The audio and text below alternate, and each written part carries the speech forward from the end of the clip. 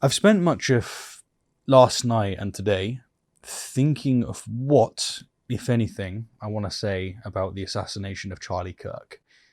And here it is. To watch a man slump into his chair, blood pumping from his neck, in front of his wife and children, is not only a crime, but an obscenity. No decent person should celebrate it, and anyone who does disgraces themselves.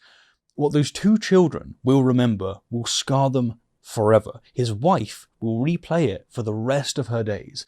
And the audience, the members who were there, the ordinary people, many of them only there out of curiosity, they will carry that trauma too. These things have a way of echoing. This will radicalize some, it will embitter others, and deepen an already yawning trench of American polarization. Make no mistake, this was not an attack on one man, it was an attack on every bystander's sense of safety in public life. And yet, in the hours since, there has been this sickly effort to canonize Charlie as some sort of martyr, a humble, harmless man who was merely asking uncomfortable questions, who got struck down by the intolerance of the leftist mob. This is lionization bordering on propaganda, and so let's speak plainly.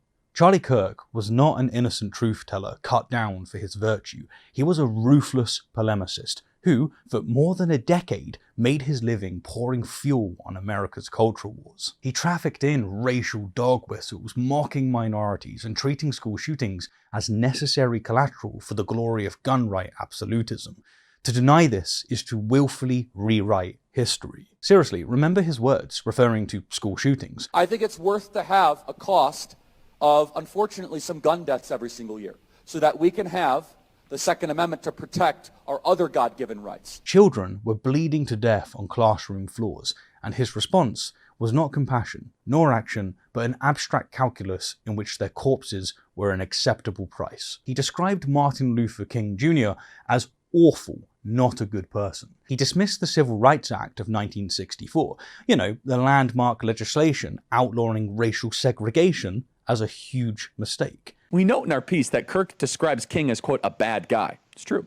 And Kirk's self-described very, very radical view that the country made a mistake when it passed the Civil Rights Act. Also true. Yeah, and the Civil Rights Act, though, let's be clear, created a beast, and that beast has now turned into an anti-white weapon. He sneered that empathy was a made-up New Age term that does a lot of damage. Empathy and sympathy. I can't stand the word empathy, actually. I think empathy is a made-up New Age term that it does a lot of damage. He called immigrants not real Americans. And I'm not allowed to say that this guy's not an American. I'm sorry, he's not an American. He ranted that America does not need more visas from people from India. He derided same-sex marriage as sexual anarchy. And this was not merely talk, despite what some are saying.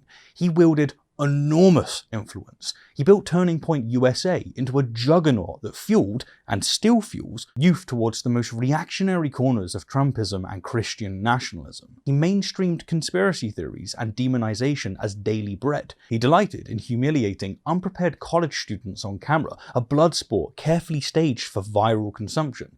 This was his job: spectacle over substance, cruelty over charity, polarization over persuasion. Now, none of this means that he deserved to die. He didn't. The fact that he was murdered is abhorrent, and it terrifies me that this is where we're at with American politics. But to pretend that he was simply a great man with different views is cowardice. He played a massive role in keeping the Republican base loyal to Donald Trump and in shaping the movement that now seeks to refashion America into a Christian nationalist state. He also endorsed and amplified Trump's false conspiracy that the 2020 election was stolen, a lie that inflamed and still inflames distrust in democracy itself and directly escalates the climate of political violence in America. Which brings us to the politics of blame. Donald Trump, never one to resist a self-serving opportunity, immediately declared that this was the work of the radical left. He accused his opponents of creating an atmosphere of violence, of treating Republicans as subhuman. For years, those on the radical left have compared wonderful Americans like Charlie to Nazis and the world's worst mass murderers and criminals. This kind of rhetoric is directly responsible for the terrorism that we're seeing in our country today. And yet, one hardly needs reminding. Trump has spent years accusing Barack Obama of treason. He has called immigrants rapists and animals. He has portrayed the left not as misguided adversaries, but as an existential enemy to be crushed. His rallies pulse with chants of jailing or deporting his opponents. She deleted the emails. She has to go to jail. His advisors, like Laura Loomer, openly declare that debate time is over. He frequently uses dehumanizing rhetoric himself, and now has the gall to claim that his movement is the victim of uniquely toxic incitement. It is hypocrisy so glaring that it dazzles. When Trump decried political violence following Charlie Kirk's assassination, know what he did not say. He did not mention the 2 Democratic Minnesota state legislators shot in their home in June. State Representative Melissa Hortman and her husband, who were killed, and State Senator John Hoffman and his wife, who were wounded when a gunman disguised as a police officer invaded their residence. He did not mention the arson attack on Pennsylvania Governor Josh Shapiro's residence in April, where the suspect planned to assault the governor with a hammer. He did not mention the latest school shooting. Yes, another one, on the very same day that Charlie Kirk was gunned down. In fact, it was within 4 minutes. He only recited a litany of Republican grievances, his own brush with assassination in Pennsylvania, the attack on ICE agents, the murder of a healthcare billionaire in New York. Conveniently omitted were any examples that might complicate his narrative of unilateral leftist violence.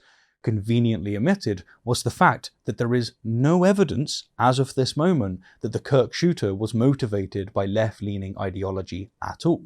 The investigation is ongoing. We do not know who pulled the trigger or why, and yet Trump already knows. It was the left.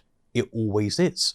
This is not analysis, it is opportunism. But to stop with Trump's hypocrisy would be too easy. The real sickness is, of course, far deeper. It is the architecture of our digital world, the algorithms that reward outrage, the feeds that feed upon themselves, the endless cycle of performative cruelty. Platforms like YouTube, Twitter, Facebook, and TikTok, they don't thrive on moderation, they thrive on extremes.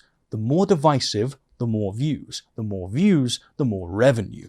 And in this carnival with distorted incentives, people like Kirk excel. His entire model was algorithm ready. Short, combative clips, humiliations of hapless students, sound bites designed to outrage liberals and thrill conservatives.